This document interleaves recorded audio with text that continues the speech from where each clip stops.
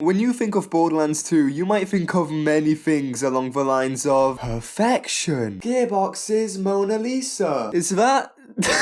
Is that Randy Pitchford painted as the Mona Lisa? Nah. Or to quote Snoop Dogg, this motherfucker don't miss. No, he's fucking good. That motherfucker don't miss. But there is one type of people who would disagree with you, and those people are Twitter/X users, and that's definitely not because I forced them to do it. Anyways, today we're going to be looking at criticisms Borderlands fans have for Borderlands 2. Kicking off with this game.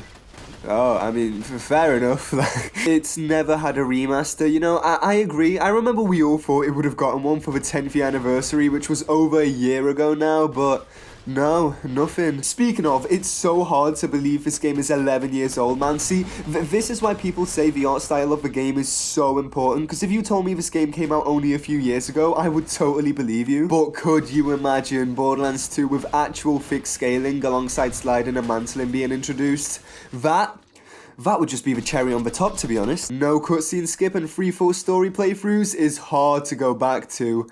Fuck me, I agree. Having to hear Boom Boom yell, "I'm ready to blow," as if he's some escort you just picked up from that one dodgy alleyway nearby 3 times per character can get a little bit annoying. Plus, yeah, playing through the same story and maybe even DLCs 3 whole times just to finish up one character is crazy. I'd be fine with just normal mode and TVHM, but UVHM was just a bit too much, I think. It also feels like a bit of a cheap way to extend playthrough length. Like, a lot of people will clown on Borderlands 3 because, Crypto doesn't have as much content as Borderlands 2. Oh shit, hold on, let me cut you off there. I see you got a new little morning afterkill post on your wall. When'd you get Crypto? If you don't understand why I have morning afterkill on my wall, then you're just a shell, to be honest. Alright, okay. But the only reason why you're finishing your Borderlands 3 playthroughs faster is because you only actually need to do the story once in that game. TVHM is optional and UVHM just doesn't exist. But yeah, overall I feel like this is something everyone universally agrees on, you know. No one likes doing the same shit 3 times on one character. It's just But you know what isn't The story was a tad too long. That's probably the first time I've actually heard anyone ever say that, really? Though, personally, I think it was the perfect length. Nothing felt like it was missing and everything tied up nicely at the end. Though if I did have to pick, I definitely prefer more than less. Console load times.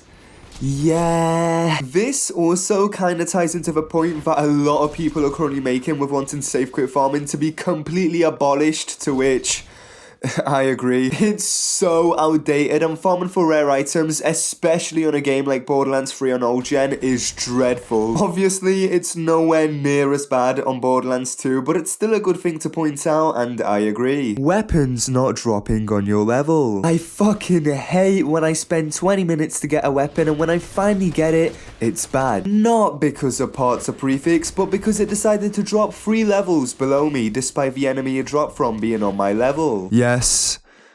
Yeah, like genuinely, I don't think this is something I have to elaborate on, because unless you have some extreme BDSM kink and adore inflicting pain on yourself, I'm sure we can all agree on this, and I'm so glad Borderlands 3 decided to fix this. Jack. I mean, have you seen the Cutie Killers and Vault Hunters album cover? He a baddie for sure. Manually collecting Iridium is balls, yes. Honestly, that's one of the best changes Borderlands 3 ended up making, not having to manually click X or E or square or whatever your interact button is on every little piece of Iridium.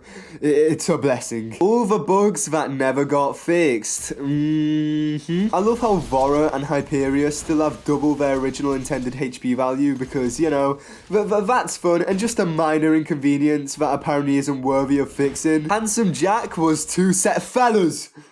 What is going on? The horny is too much. Not enough tan. Fellas! A fucking Leonardo DiCaprio gif. So true, I agree. Storage too small for collectors. I'm gonna assume this is referring to bank space to store items in, and that's a very valid point. Borderlands 3 thankfully improved on this, like the bank space in that game goes over 500, but in Borderlands 2 the max bank capacity is 24, which is nowhere near enough. Now yeah, I get Borderlands 3's loot system is much more complex with anointments and stuff, but you still have weapon parts and stuff like that to worry about, so a bigger bank space is definitely something I would would like to see in a Borderlands 2 remaster if one ever comes to fruition. Too much grinding during the main story to stay on level.